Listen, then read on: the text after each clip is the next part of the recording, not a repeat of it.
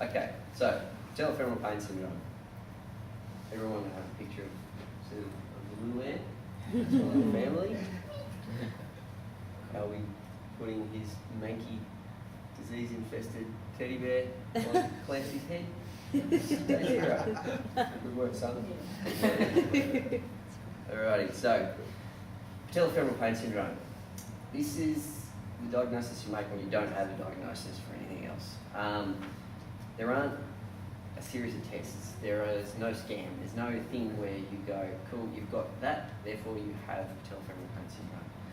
The one thing that I like to check is to just do a test for each test. So if someone hurts, they say, oh, it hurts walking downstairs or it hurts doing a squat, do the squat, cool, and then literally hold their kneecap immediately, do it again, feels better, you're like, all right, we're probably looking at a patellofemoral thing, but that hasn't been validated by anyone who has the time or resources to actually check that sort of stuff. But it's certainly a little place to go, so then you can say, right, I know what I can do down the track as far as treatment goals, rehab goals, and all that sort of stuff.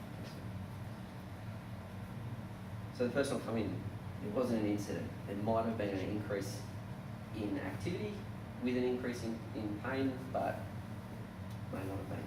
This doesn't rule a lot out. So you can have ACL and PCL copers, as CJ just said, and you will have had people come through who have ruptured their ACL and were sore for a few weeks and didn't get anyone to look at it because they couldn't be bothered or whatever.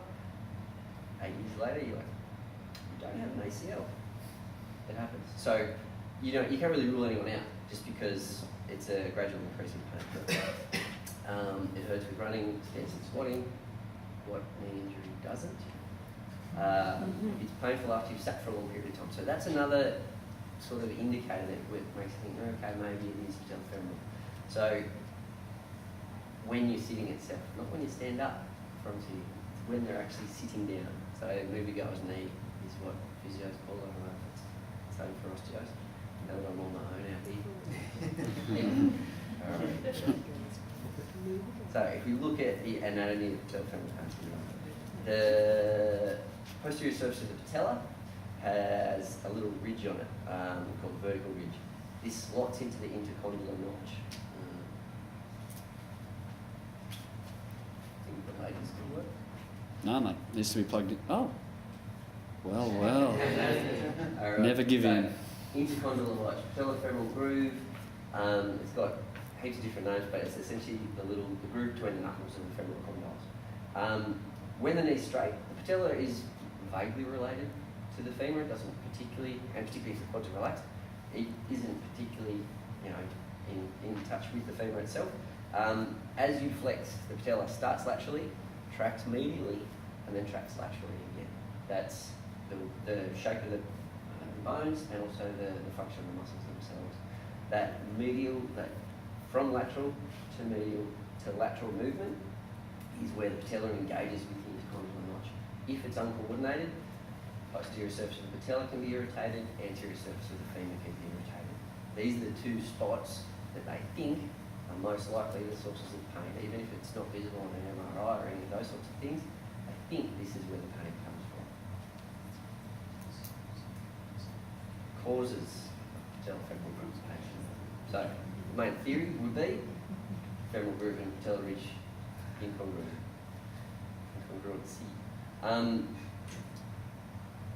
So it can be because of the altered loading mechanics between the bones. It can be the irritated synovial surfaces themselves, overused muscles, anything else. But essentially, the two bones aren't quite in the right spot. The muscles are working from the wrong length. You've got overuse, just from a simple length-tension relationship issue. All those sorts of things that we start to talk about are the probable causes of the pain itself. Why is it incongruent? Okay, so we can talk about the knee itself is obviously the obvious place to start. So the lateral side can be tight, medial side can be weak, uncoordinated, loose. This is where most physio research started back in the 90s, late 80s with Jenny McConnell. So there was a lot of time and resource spent looking at the knee for anterior knee pain for obvious reasons. Second potential source is from the hip. So Inter-rotation and abduction of the hip forces the femur to sit medial to the patella, relatively. So you're looking, if you're thinking, okay, rec fem touches about there and finishes about there, you draw a straight line from rec fem down, your patella is going to sit more lateral to where, and that's essentially what's happening. You go, you show anyone, you do that and that puts force on the inside of your knee, and it's like, yeah, cool. But if you sort of take it to another step and think, right, therefore that means that the patella isn't sitting in front of your femur because of this straight line that we all obviously have. CJ talking yesterday about Popote's being involved in virtually every knee pain and giving a great deal of relief for every knee pain is a similar thing. It's instead, like, rather than it being the patella not being on the femur, it's the femur therefore not being under the patella because of that altered rotation. Next source of incongruency, obviously the tibia, the reason we just talked about. So if you internally rotate or pronate through your subtalar joint, you're going to end up with the same result, that your tibial tuberosity and your ASIS, draw a straight line from them, that line puts the patella outside of the femoral groove. So the causes, who'd have thought? Training error, overuse, new stresses, and cumulative load. So that's probably the other addition. Patellofemoral pain syndrome can be considered on the pathway towards a patellofemoral OA. Obviously, a big part of OA is cumulative load over years, decades, that sort of thing. No one with patellofemoral OA hasn't got patellofemoral pain syndrome. People with patellofemoral PFPS don't have OA necessarily. So, how do we manage it? As I said, physio research over the past 2 decades has talked about strengthening the medial knee. Jenny McConnell started at Sydney Uni, grad, stalwart, legend of the faculty down there.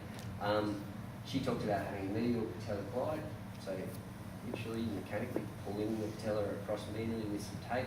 Super easy taping technique. You don't necessarily need to fix them all underneath. It is that simple. It's been exhaustively researched. It works. So research certainly confirms that in the right people, medial glide tape does relieve pain, does help. The why of it is anyone's guess. So a group in 2011 showed that medial glide taping decreases the amplitude of the VMO firing, so it fires less well and the timing is less good, but pain improved. So the why of it, not sure. I think as we start to go into functional MRIs and PET scans of the brain, that it's going to, like, been harping on the homunculus a little bit. I do think that having a tape just can't mechanically do much. As far, like, if we're talking, when you run, it's 5 times your body weight. If you jump, it's 12 times your body weight. It's a piece of tape. Like, I could tear it with my fingers, as if that's going to be able to, like, an 80 kilo man, 5'8" to 40, so 400 kilos worth of body weight. As if a piece of tape can resist that, even 2 or 3 layers. So I think it's more about increasing the sensory space dedicated to the area. Therefore, you improve your control of it because your brain's better at using that area because it's thinking about it. So I think all of this medial glide work is all about getting your brain better at finding that part of your knee and getting it using it again. So if you go to your homunculus, you think, righto, VMO is that big, vastus lateralis is that big. Of course, VL is a much bigger area. Your homunculus is going to find VL much more easily. So if you have knee disruption, you just, automatically you have an inhibition. That's evolution. You can't not have muscles around a joint that's being inhibited. So you've got inhibition, therefore that very small space that your VMO's got gets that little bit smaller, suddenly you can't find it. I think that's what's happening as far as your knee management's concerned. So, second thing you can do, lengthen the lateral knee. research is starting to show that this is the least useful thing that you can do. Well, it is of benefit, but there are that many other things that are that much more beneficial that it shouldn't be one of your go-tos. However, a lot of clients like to get the outside of their thigh smashed, so they feel like they won't have gotten value for money if you don't belt it. So there's nothing wrong with doing it. I think you can sort of throw a lot more useful treatments at them around the outside of giving them a bit of a whack on the outside of their thigh, so they feel like they've got belted up. So if we then look up and down the chain, so this is where the interesting stuff starts to come in. There's really strong evidence for the benefit of orthotics for some people with PFPS. It's not necessarily a podiatrist provided orthosis. It can be off-the-shelf controls from the chemist or anything in between. They haven't nutted out as to why, but some people, as soon as they have, as another sort of example of it, as soon as they have that alignment through their subtalar joint sorted out, all of a sudden everything just looks better, feels better. Research now is being undertaken to work out an algorithm, to work out who a responder is. So essentially they're talking about unweighted foot width, so weight-bearing foot width, with an increase in that over a certain amount, being that, all right, you're going to respond to that. So there is potential in a couple of years' time, once they've validated it and someone else has reproduced it, to say if someone comes in with anterior knee pain, measure their foot in two positions, unweighted and weighted, and go, cool, you're going to respond to this, here's this, I know this is going to help you. On top of that, we can go bang, bang, bang. So it's coming. It's really interesting research. Podiatrists obviously don't like it because it's just like anything, doesn't matter. Pay $500, pay $20. And the final one, and probably the more interesting one of the chain, is the hip. I can't fathom, I couldn't find a picture of Jane Fonda doing that exercise. Thigh master. I call it Jane Fonda. I say, okay, you've got to do Jane Fondas, but anyway, you can't, I couldn't find one. So if instead of saying strengthen hip abductors and external rotators, we said lengthen hip adductors and internal rotators, it's the same net result, but I think more often you find that they're weakening their abductors rather than short and tight with their adductors. I'm not going to tell you how to sort of do the actual manual treatment side, but there is a slowly increasing body of evidence that says bang for buck exercises, you get more benefit doing a hip program than a knee program for anterior knee pain. So they have done two groups, one doing the standard VMO activation, think about and all that sort of business, and one group doing hip external rotation abduction strengthening. The hip group did better. Both got better, but the hip group got more better. I said that. Rolling over in a grave. Alrighty, so now we come to the really cool stuff. So minimise loading of the knee. So Chris yesterday was talking about stride length, and if you drop your stride length by 10%, you decrease the overall load per mile through your knee by 7%, 7.5%, despite the fact that you're taking more steps. This is where you can start to suggest some interesting stuff. So this little picture over here is straight off my treadmill at work where I am. I've got so that's basically you get a rear view, side view, real-time analysis. You can't really see it, but that is a force curve that goes up and down as their feet hit the ground, and it's red and green for left and right foot. On the side there, you've got the pressure sensors, so you've got blue through to red as far as which part of the foot is hitting the ground where, as it tracks down the path. So yeah, for me, I can chuck someone on the treadmill and say, righto, do this, and you can see the numbers decrease. So what we have here is, this is an example of that tibial foot strike that I was talking about yesterday. This is an 80 kilo sort of amateur triathlete. This is an 85 kilo former promising junior 800 metre runner. Yeah, he's taller than Looks like that guy. So, forgive the sort of big spike over here in mine. That's because I'm trying to use a remote control to hit stop and start on the measure on the computer. But essentially, these numbers here show the force that I'm taking through my foot. So, as a correlate of how long your stride is, part of it is what angle your tibia hits the ground at. So I'm close to 90 degrees, 87.5 degrees. He's relatively far away, so he's 82.5 degrees. My forces are around 1,200 newtons, so 120 kilos, and I'm 85 kgs. His forces are around 180 kilos, and he's 5 kilos lighter than me. So obviously, for me, with my awesome toy, I can show someone, like, we've got weights plates, and I say, righto, cool, just hold these. And so there you go, and I can't even hold 60 kilos, obviously. Like, that's the difference between landing with your foot under your body or landing with your foot in front of your body. It can be that graphic as well. It is literally, I don't care which part of your foot lands there, it's just get your stride a little bit shorter, run like a runner, don't run like a plodder. That is one of the big things that you can obviously get across to a person. You don't need all this stuff to say that, you just talk to them about the numbers and the data, and some really smart people have done heaps of research on it, and yeah, people like me have tested it out ourselves. It's really, really sort of big changes you can get for small technique changes. Alrighty, so as a summary of what we do management-wise, look at your hip. Strengthen your medial knee, so I say strengthen, that can be with that medial glide tape. I don't think that physically strengthens it, but it increases your cortical space dedicated to the area. On top of that, obviously you do your VMO activation work. It's a free hip exercise essentially. You can do it sitting in traffic lights, but that's my favourite thing is, like, you can get 5 to 10 minutes of it a day without doing a single extra moment of exercise that you would normally do. Look at the foot and ankle if they've got appalling foot biomechanics.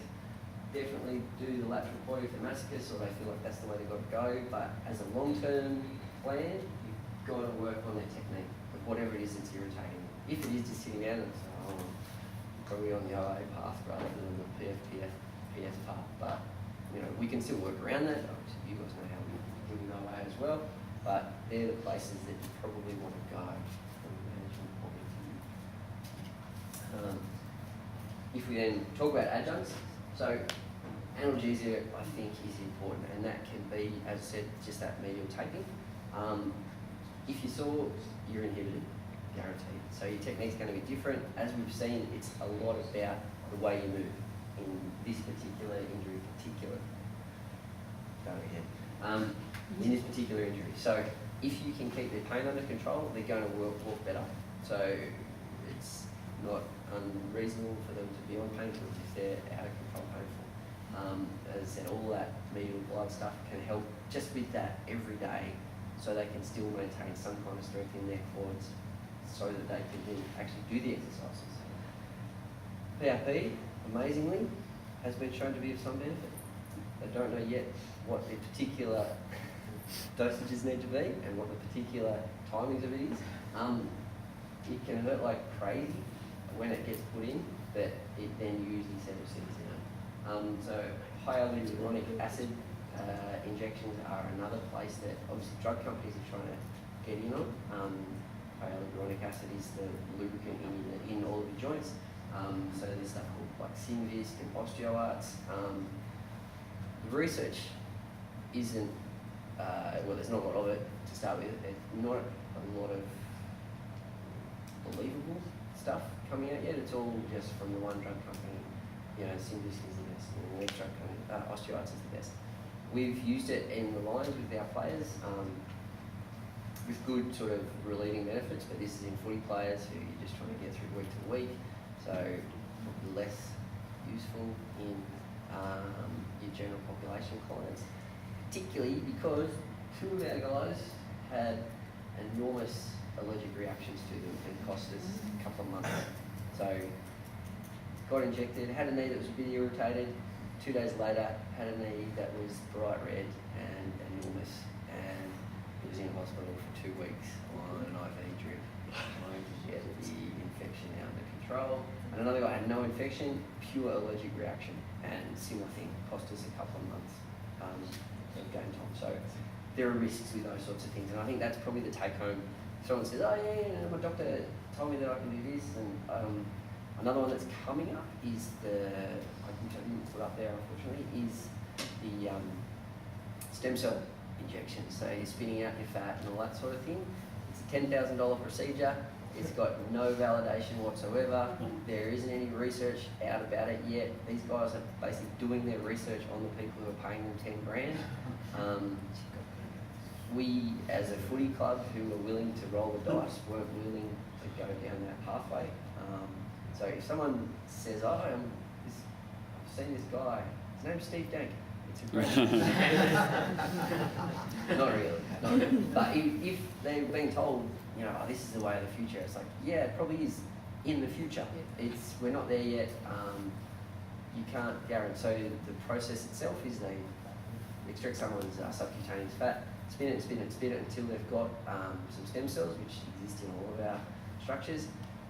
You have to guarantee that every single fat cell is gone. So stem cells are very plastic. They'll turn into whatever they're exposed to. Get rid of all the fat cells, guaranteed.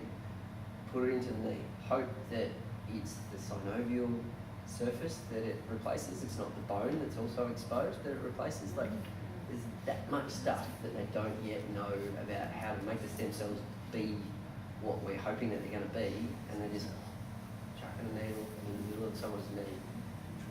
Dubious. Yes? Not just for patellofemoral stuff, but more arthritic things. I do hear quite good things anecdotally about the Synvisc.